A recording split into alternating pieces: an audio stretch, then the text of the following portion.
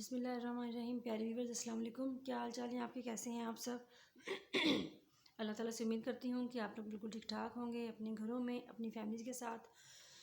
آپ کے دعاؤں سے، اللہ تعالیٰ کرم سے میں بھی بالکل ٹھیک ہوں الحمدللہ۔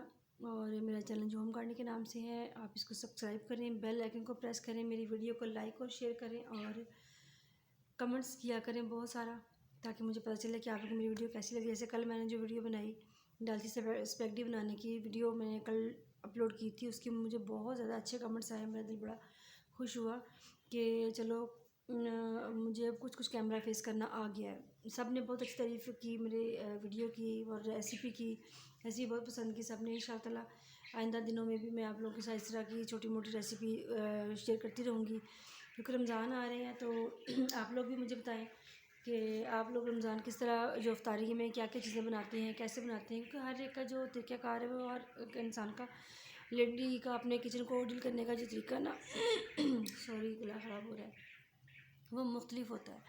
تو اس لیے آپ میری معلومات میں اضافہ کریں، میں آپ لوگوں کی معلومات میں اضافہ کروں گی کہ میں کیا کیا بناتی ہوں اور گھر میں کیا کیا چیزیں میں تیار کرتی ہوں، آپ لوگ کیا کیا بناتے ہیں، کیا کیا چیزیں گھر میں تیار کرتے ہیں، تو مجھے ضرور بتائیے گا، مجھے آپ کے کمنٹس کا انتظار رہے گا۔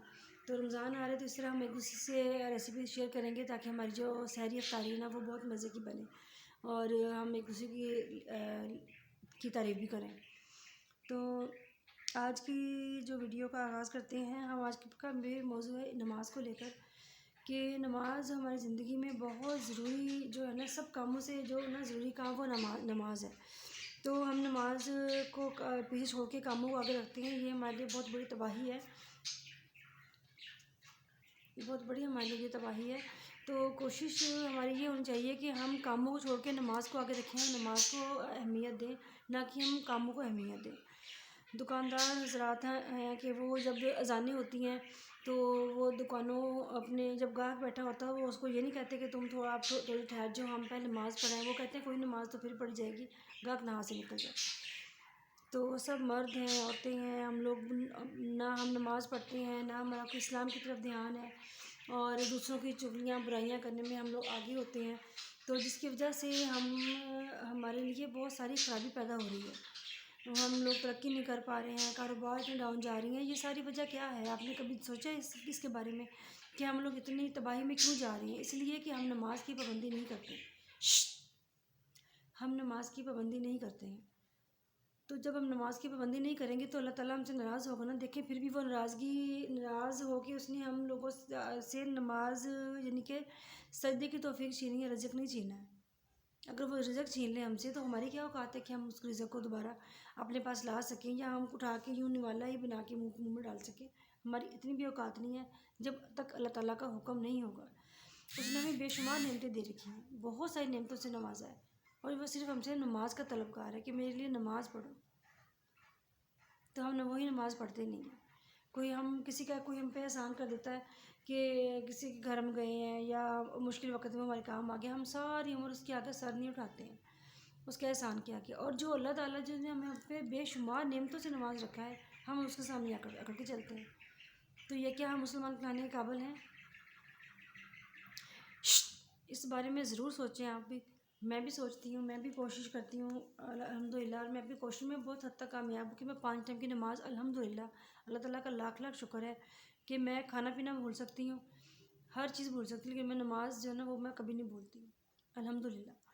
تو آپ کو بتانے کا مقصد یہ نہیں ہے کہ میں کوئی شوخی بکا رہی ہوں، آپ لوگوں سے کہہ رہی ہوں کہ جی میں نماز پڑھتی ہوں، میں بہت بڑی مسلمان ہوں، نہیں، میرا مقصد آپ کو کہنے کا یہ ہے کہ شاید میری یہ بات سن کے کوئی میری اصلاح کر لے اپنی، اور وہ نماز کا پابند ہو جائے۔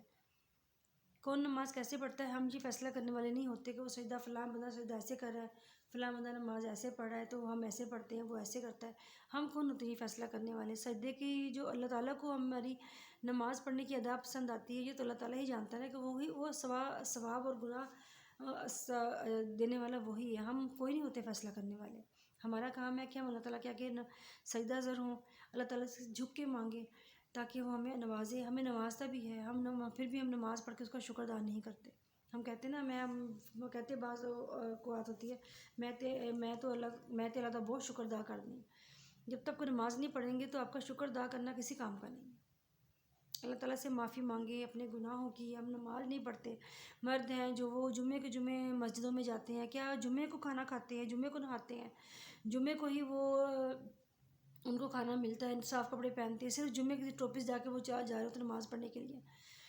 جو گھر میں نماز پڑھنے کا ان کو کوئی ثواب نہیں, کوئی بہت بڑی مجبوری ہو جائے تو پھر ہے, لیکن اس طرح ہٹے کٹے جو لڑکے ہیں, مرد حضرات ہیں, وہ گھر میں بیٹھ کے نماز پڑھتے ہیں. یہ ان کو زیب نہیں دیتا مسلمان کو کہ وہ نماز جو ہے گھر میں بیٹھ کے پڑھے. ان کو مسجد میں جانا ان کے لیے ضروری ہے. عورتیں چار دیواری میں نماز پڑھیں اور مرد حضرات مسجد کا رخ کریں. یہ ہمارے لیے بہت بڑی اللہ تعالیٰ نے جو نماز اتاری, بہت بڑی نعمت اتاری ہمارے لیے. ہمارے لیے نجات کا ذریعہ ہے نماز. تو ہم اس کو پیچھے چھوڑ کے کوئی نہ کوئی, اگر مہنگائی ہو گئی ہے, کوئی تاجر حضرات ہیں یا کوئی اور وکلا ہیں, کوئی وہ ہڑتالیں کر دیں گے, 20 دن دکانیں بند رہیں گی, لیکن نماز کے لیے ہم 5 منٹ کے لیے اذانیں ہوتی ہیں, تو کیا 5-10 منٹ کے لیے ہم دکان بند نہیں کر سکتے ہیں؟ کر سکتے ہیں. دیکھیں اس طرح بھی رکھ کے دیکھیں اللہ تعالیٰ کس طرح ہمارے رزق میں اضافہ کرتا ہے. اللہ تعالیٰ اپنے بندے کو آزماتا ہے. آپ نے اللہ تعالیٰ کو آزمائیں. ہم کون ہوتے ہیں اللہ تعالیٰ کو آزمانے والے؟ اللہ تعالیٰ ہمیں آزمائے جو اس کو جچتا بھی ہے.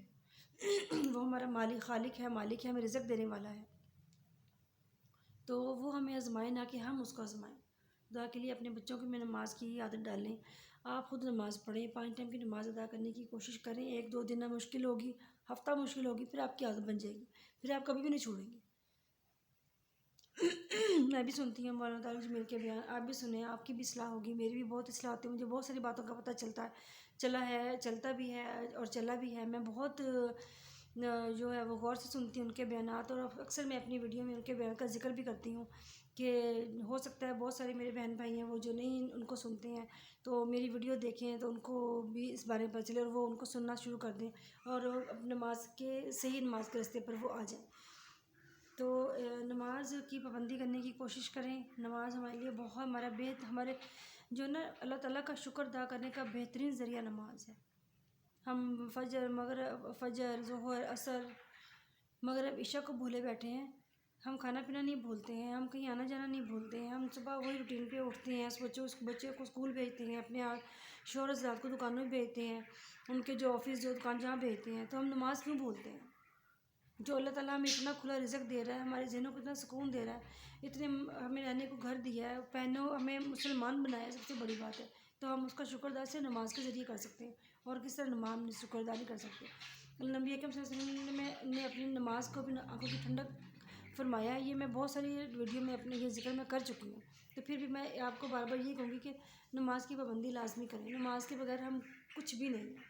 اللہ تعالیٰ پھر ہمیں دے ہی جاتا ہے. اللہ تعالیٰ میری ہماری ڈری چھوڑی ہوئی ہے, ہمیں نماز ہم پھر کھا کے ہم کھاتے پیتے ہیں, آتے جاتے ہیں, اچھا پہنتے ہیں, پھر بھی شکر ادا اللہ تعالیٰ کا کرتے ہیں, لیکن نماز نہیں پڑھتے. نماز پڑھیں, اپنے بچوں کو نماز کی تربیت دیں, خود نماز پڑھیں, قرآن پاک کی تلاوت کریں. آگے رمضان آ رہا ہے, رمضان میں تو پورا مہینہ ہی برکتوں والا ہے. وہ تو اللہ تعالیٰ کہتا ہے کہ دونوں ہاتھوں سے لوٹو میری نعمتوں کو, تو ہم لوٹتے بھی ہیں. پھر لیکن جیسے رمضان ختم ہوگا, ہم پھر وہی مسجدیں ویران ہو جائیں گی اور گھروں میں نماز کے اہتمام ختم ہو جائیں گے. جو پڑھتے ہیں جو روٹین سے اپنی ان کی عادت ہے نماز پڑھنا, وہ تو نہیں, لیکن جو صرف وقت ضرورت پڑھتے ہیں ان کے لیے یہی ہے. میں کہوں گی کہ نماز کی پابندی لازمی کریں, تو مسلمان تبھی ہم کہلانے کے قابل ہوں گے. آگے رمضان آ رہا ہے, رمضان میں اللہ تعالیٰ بہت اپنے رحمتوں کے دروازے کھول دیتا ہے. اللہ تعالیٰ کہتا ہے کہ دونوں ہاتھوں سے اٹھو, مانگو مجھ سے کیا مانگتے ہو, میں نمازنے کے لیے بیٹھا ہوں. جب صبح فجر کا ٹائم ہوتا ہے تو اللہ تعالیٰ 7ویں آسمان سے اتر کے پہلے آسمان پہ آ جاتا ہے کہ ہے کوئی مانگنے والا مجھ سے, اور جو سو جاتے ہیں وہ کھو دیتے ہیں, جو جاگتے ہیں وہی پاتے ہیں. تو جب ہم فجر کی نماز پڑھتے ہیں تو کوشش کریں کہ فجر کی نماز پڑھ کے سوئیں مت. چڑیوں کے جاگنے تک جاگتے رہیں, جب تک چڑیوں پو نہ پھوٹ جائے, سورج دن کی روشنی نہ نمودار ہو جائے تو مت سوئیں. کیونکہ اگر ہم اس طرح سو جائیں گے تو ہمارا جو حصے کا رزق ہے اللہ تعالیٰ وہ ہمیں نہیں ملے گا. پھر بھی اللہ ہمیں دیتا ہے. اللہ تعالیٰ فرماتا ہے کہ اس وقت میں تم لوگوں کے حصے کا رزق بانٹ رہا ہوتا ہوں, تو اپنے حصے کا رزق لے لو. تو ہم پھر سوئے ہوتے ہیں, ہم پھر اس چیز سے بچھڑ جاتی ہیں, اور رزق ہمیں پھر بھی اللہ تعالیٰ دیتا ہے. تو یہ چھوٹی سی آج کی ویڈیو تھی. اپنا بہت سارا خیال رکھیے. میری ویڈیو کو لائک اور شیئر کریں, اور کمنٹس میں بتائیے کیسی لگی ویڈیو. اپنا بہت سارا خیال رکھیے گا, پھر دعاؤں میں یاد رکھیے گا, اور ہو سکے تو میری باتوں پہ عمل بھی کیجیے گا.